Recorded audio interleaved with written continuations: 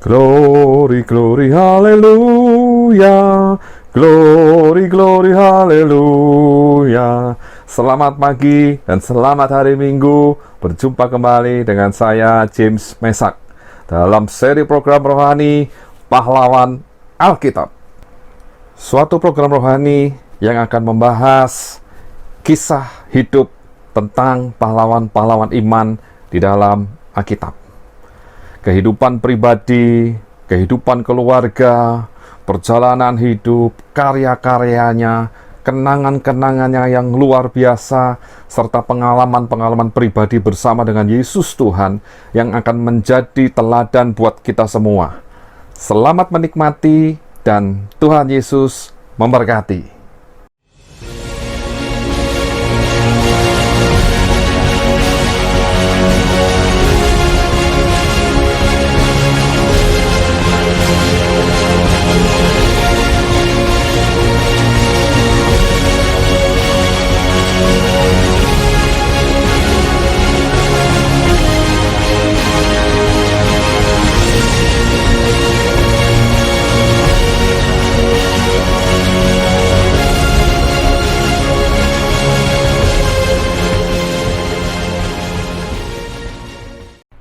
Shalom, selamat pagi Bapak Ibu Saudara dikasih Tuhan.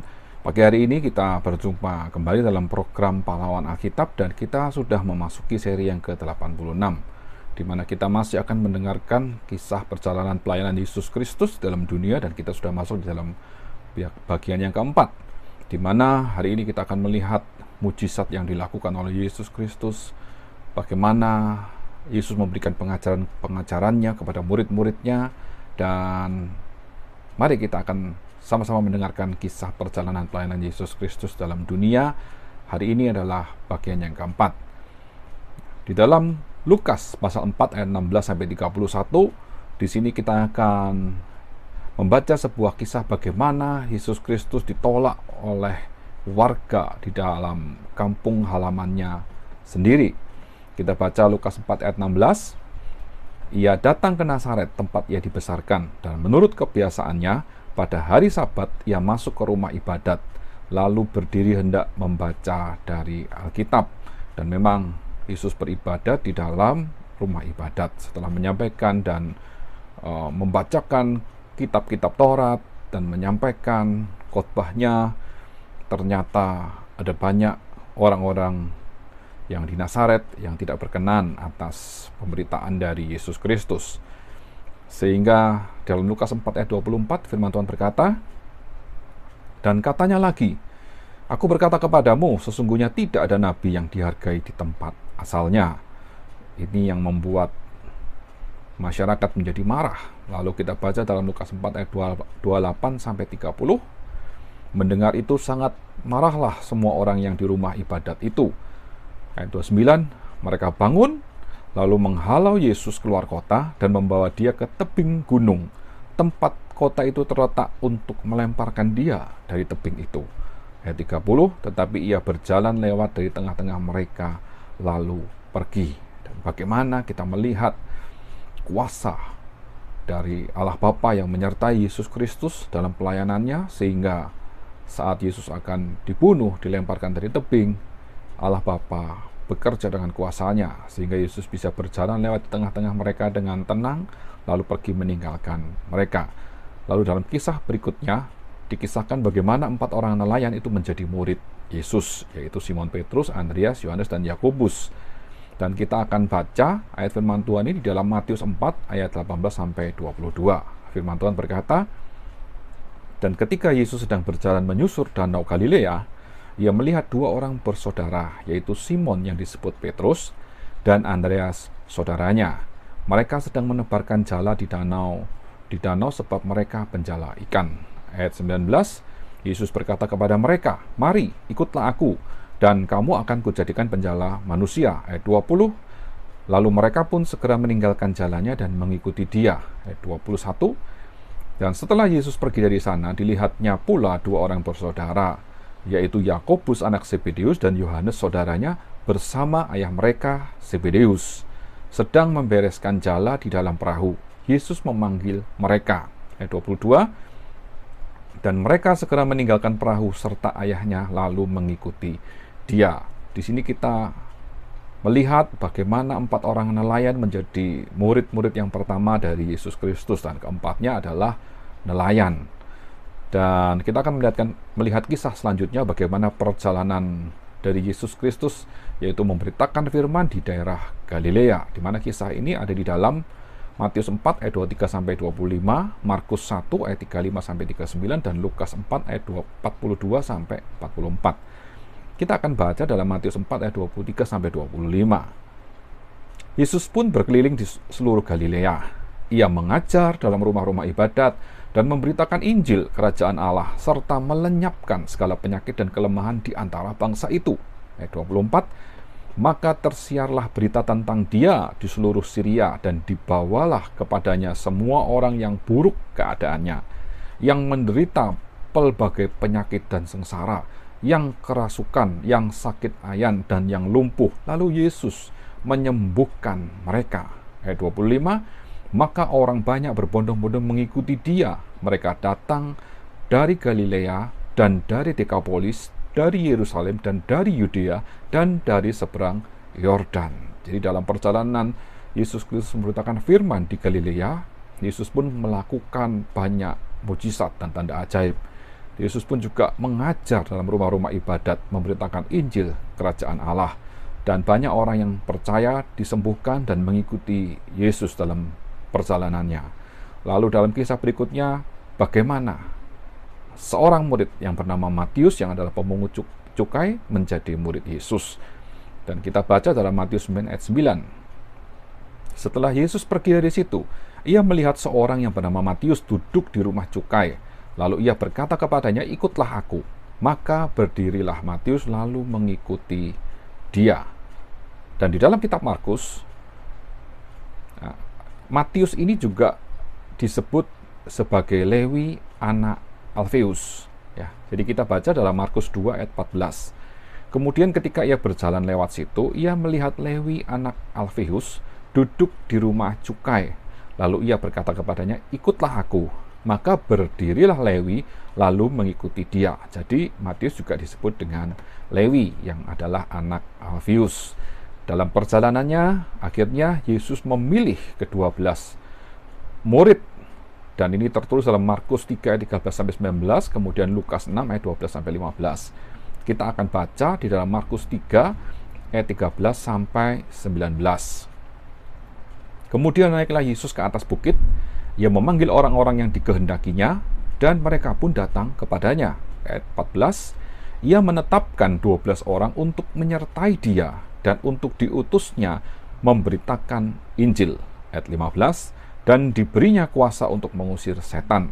Ayat 16, ke-12 orang yang ditetapkannya itu ialah Simon yang diberinya nama Petrus.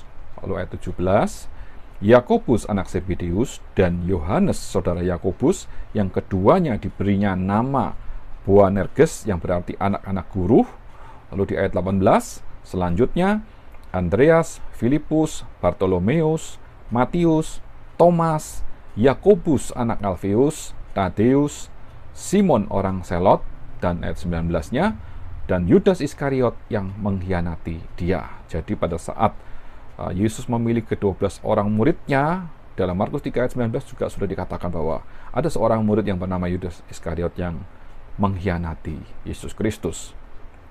Dan setelah Yesus memilih 12 orang murid, Yesus melanjutkan perjalanannya dan menyampaikan khotbah di atas bukit yang disebut juga dengan ucapan bahagia. Ada dalam Matius 5 ayat 1 sampai 14, kemudian di dalam bisa dibaca dari Matius 5 ayat 1 sampai Matius 7 ayat 29, kemudian Lukas 6 ayat 20 sampai 49. Di Injil Lukas, judul dari perikop ini adalah ucapan bahagia dan peringatan, di mana ucapan bahagia ini juga merupakan implementasi dari kasih karunia Allah bagi setiap orang yang percaya dan berlaku bagi kita semua yang mengikuti pengajaran Yesus Kristus. Saya akan bacakan ucapan bahagia ini, dan biarlah ucapan bahagia ini menjadi berkat buat kita semua untuk menjadi pelaku-pelaku firman. Matius 5 ayat 3, berbahagialah orang yang miskin di hadapan Allah, karena mereka lah yang punya kerajaan surga. Ayat 4, berbahagialah orang yang berduka cita karena mereka akan dihibur. Ayat 5, berbahagialah orang yang lemah lembut karena mereka akan memiliki bumi. Ayat 6, berbahagialah orang yang lapar dan haus akan kebenaran karena mereka akan dipuaskan. Ayat 7, berbahagialah orang yang murah hatinya karena mereka akan beroleh kemurahan.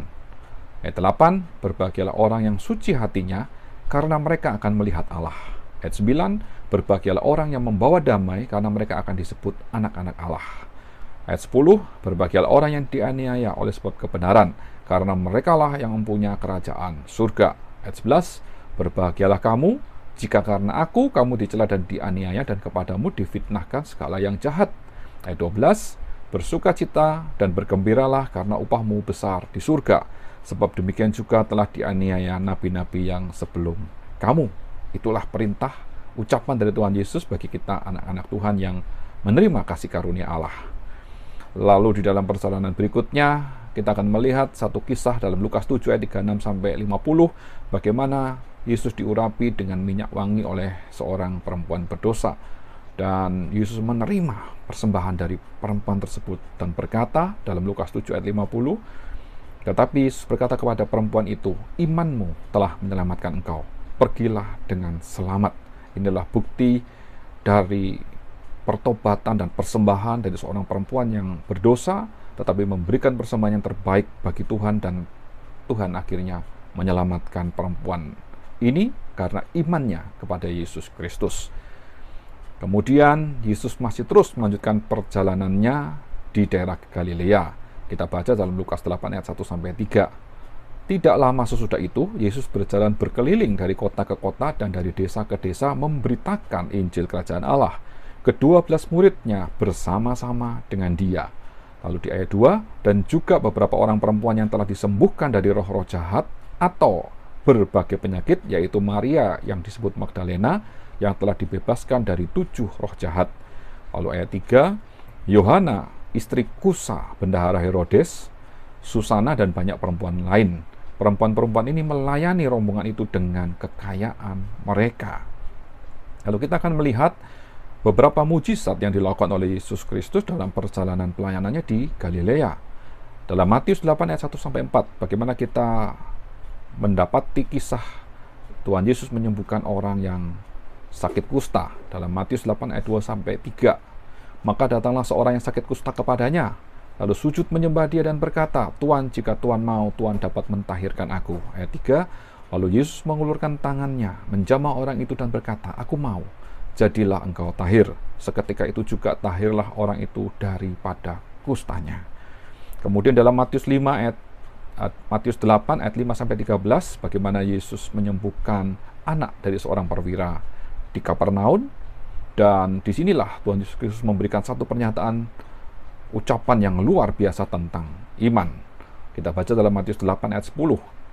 Setelah Yesus mendengar hal itu, heranlah ia dan berkata kepada mereka yang mengikutinya, aku berkata kepadamu, sesungguhnya iman sebesar ini tidak pernah aku jumpai pada seorang pun di antara orang Israel.